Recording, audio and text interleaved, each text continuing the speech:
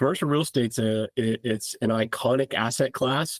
It's here to stay, and everybody thinks of commercial real estate as downtown San Francisco or Manhattan or Chicago. If you drive around, everything is commercial real estate. The gym, the pub, the store, the school, the golf course, the cemetery, you name it. And so it's such a big part of our lives, and it's not going away. I mean, I would just encourage more, particularly young people who like finance and things of that nature, take a look at commercial real estate.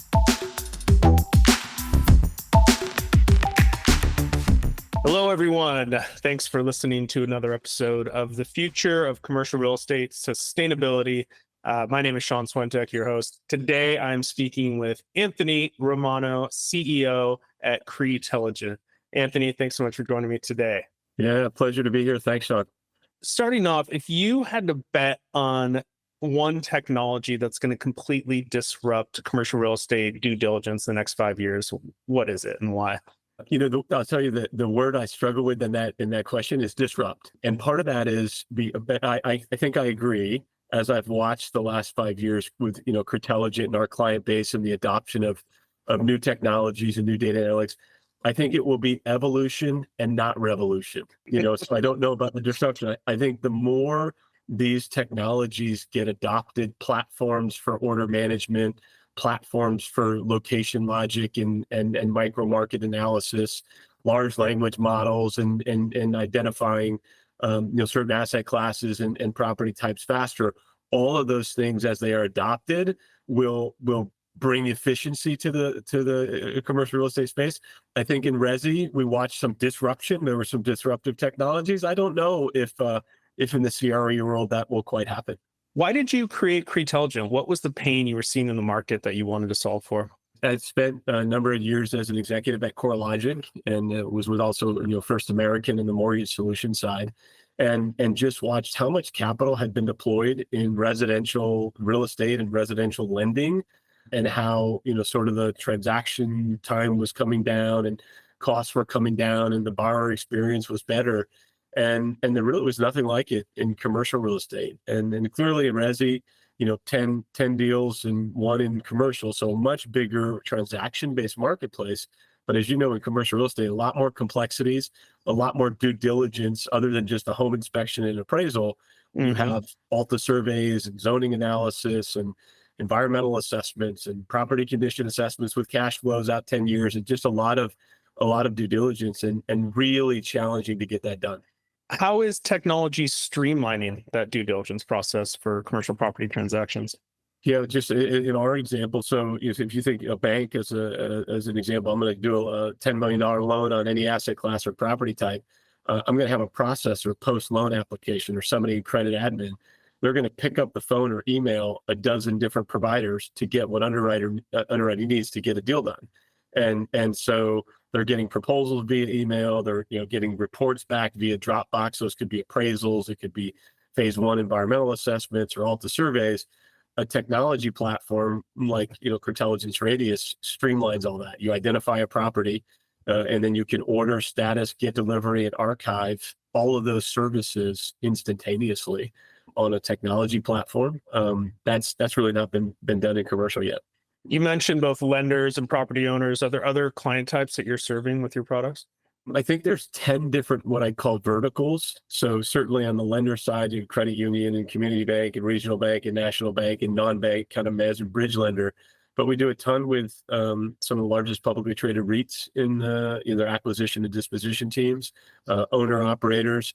We've got about 100 different law firms that are part of our customer base. And if you think about a real estate law firm's practice, you could go read about it and it looks just like CREtelligent. They just don't do the diligence, right? They use us to get all of those things done. And those are largely portfolio deals. So it's 8, 10, 12, 30, 50 properties of any asset class. And so, the law firms are big clients of ours. And then specialty and property insurance who are putting policies on these assets. You're on the front end of the process of a lot of commercial real estate transactions. What are you seeing in the marketplace today? I know it's been a rough year or more for commercial real estate. Are you starting to see any meaningful change in that? Yeah, more. I think when I talk to particularly some of our our investment clients and our REIT clients, when they look at their acquisition and disposition plans for 2025, they're up. And I had just read a Deloitte study with 1,000 CEOs of commercial real estate executives.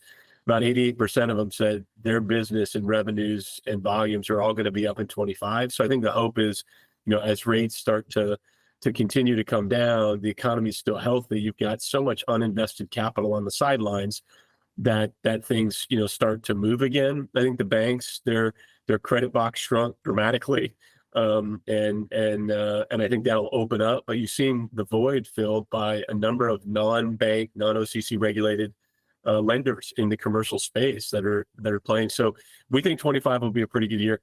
That's good news for all of us. What's the most innovative way you've seen data analytics applied to CRE decision making? When you think about the notion of due diligence, let's say you're going to do an environmental assessment. Well, a phase one environmental assessment might be a couple $1,000, give or take, and it might take 2 or 3 weeks to get done. There are the abilities to grab environmental data sets and other types of property and micro market data, curate the data, normalize the data, put it into a finished good report, and that runs instantaneously. That doesn't take the place, an AVM doesn't take the place of an appraisal, but it gives you a good indication of comps and values and market. An environmental pre-screen report would give you a good indication of, geez, there's a leaky underground tank. The EPA was out there 2 weeks ago. I know that this is going to be a challenging transaction to get done. And so we at CREtelligent on our platform Radius, those are called early insight reports. And so using a myriad of really rich, disparate data sources, bringing them together and putting them into a form that somebody can make a decision on early in a deal has been big efficiency gain for our client base. How is AI revolutionizing, environmental risk assessments and everything else that you bring to the market? I think it's early innings still in our industry. It's funny. My wife was like, "Hey, AI is AI going to replace humans?" I think humans that use AI will replace humans. I think there's a lot of efficiency when I think about the way we're building out. We're working with a company called Apple Orchid. We built our data fabric. We've got a large language model. We've got data assets in there. For us, it would be a lot around property identification. So AI to me is a lot of questions and a lot of inquiries that you can ask and get answers to much faster. So we had a client in South Carolina that said, "Hey, I'm building subsidized, housing, apartments, and multifamily. And to get the subsidy, the lot needs to be this big. It needs to be 1/2 mile from a pharmacy, 1 mile from a hospital. Employment needs to be at this rate, et cetera." We'd be able to run through in about 30 seconds, tens of thousands of properties and show them the 35 that fit their criteria. So that on the front end, I think will be very valuable. That's kind of client-centric, intellectual content. I also think internally, when you think about a phase one, environmental assessment, that might take 6-8 hours to write and review. There is a lot of tools that we're deploying to improve the efficiency there and speed the process, where you use the expert system, the human, after AI has done, the brunt of the work. What emerging environmental risks should commercial real estate investors be most concerned about, in your opinion? Well, I think anything that impacts water, soil, or air vapor that can impact a human, everybody's concerned about. And maybe not in the environmental world, but everybody's talked about this glyphosate. Now you've got billions of dollars of lawsuits, and that Roundup chemical is now tied to cancer and things of that nature. Any of those, the classic, if you think of the NAAQS codes, right? There's 1,100 codes in North America that businesses get classified in. 53 of them are environmentally sensitive. So think gas station and laundromat and things of that nature, manufacturing facilities. When you use and store hazardous materials, the reason you do an environmental assessment is to understand how that business is using and storing those materials so that they don't leak into the ground, into the water, into the into the air, et cetera. So that hasn't changed in a long time. I think when you think about environmental, you think, hazard and risk. The other side of it is conservation and sustainability. And that's where this category of ESG and climate, and we watched how tragic these events have been down in Florida. I was seeing this morning in Spain, they've had the horrible rains and floods and things of that nature. Climate and hazard risk is real. And understanding if you're buying commercial property and you're going to operate, you're going to put employees, not just chemicals and solvents, but what's the risk of wind and fire and rain and flood and things of those natures. Those data and those econometric models are available today. We offer a lot of them. Those are decisioning points that clients need to consider. Yeah, I was going to ask you, Anthony, are you able to help asset owners understand future climate change impact when it comes to site selection? Yeah, for sure. I mean, we work with a number of partners. Callum and his company called Climate Check. They've got 5 to 20-year econometric climate models across all of those different climate categories. None of them will be 100% accurate, but they're very good at looking at historical precedents and predicting some future events. A number of insurance companies and large REITs and owner operators look at that data. I think ESG as a category was going to be such a big deal. The SEC kind of waffled on it a little bit. Very expensive for businesses to implement, but when it comes to hazard and climate risk, those are things I think clients can get their arms around. How are you seeing these owner operators future-proof against that risk? Understand eyes wide open of what they are in those particular markets. And if you want to be there, it's insurance policies, it's fortification of buildings, it's, moats and levee. I mean, it's really thinking about what could go wrong over this period of time and how do we ensure to the best of our ability that we're protected from it. It's just like the insurance companies, for homeowners in California, they left in droves because it's crazy. The claims are sort of nuts. And so I just wonder in some of these markets that continue to get hit and impacted, if there's just not a fleeing of folks moving to other, sort of higher ground, so to speak. With all the recent climate change related impacts and storms and things like that, you're seeing energy access is like a huge important aspect of running a business and, for residents, of course, as well. Are you seeing an increase in asset owners like looking at renewable energy or microgrid solutions that sort of protect themselves and have the source of energy they need to continue their business? Absolutely. And I think there are a number of partners out there when you think about sort of carbon, footprints and offsets and other sustainable forms of energies. There's a whole bunch of companies in the last 3 years that have popped up to try to address this issue and work with owner operators and REITs of that nature. So yeah, I think that'll be a continuing trend for sure. Anthony, how are geospatial intelligence tools transforming site selection? In the residential world, when you think about 140 million residential properties, and for the most part, everybody's got an address. In commercial, it's very challenging when you look at property boundaries and adjacent parcels and contiguous parcels. It's always been a bit more challenging in commercial, but I think the punchline, and to your point, is there are geospatial tools. We work with a company called Regrid that does a great job on our platform Radius in the identification of boundaries and understanding parcels and lots and how that looks. And often it's vacant lands and corners of properties and crossing, highways and freeways. And it'll never be an exact science, but it's improved just dramatically. Really since CREtelligent, 5 years ago started, it's improved dramatically. What do you believe to be the most effective strategy for balancing speed versus accuracy when it comes to due diligence work? If you think about doing it over a large scale, so nationally, which is what we do, you have to have a really good mix of senior, experienced, qualified in-house W-2 folks in either of these categories. Could be appraisal, could be environmental professionals, could be land surveyors, could be certified building inspectors, engineers, et cetera.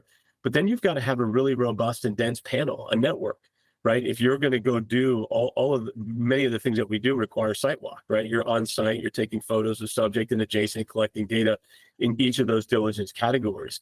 And so to be able to do that, at scale and at speed, you've got to have both in-house and panel. And you've got on that panel, it can't be, anybody that can fog a mirror. You've got to get their and their licensing, and you got to do background checks, and you got to build their competency, and you got to score them based on their work. And so very much like an AMC, an appraisal management company, that's a lot of what CREtelligent does is we're going out and doing nationwide, commercial real estate due diligence. I think the balance of those things is super important. And then having, automation and process around QA and QC prior to any of those reports ever getting to a client is super important.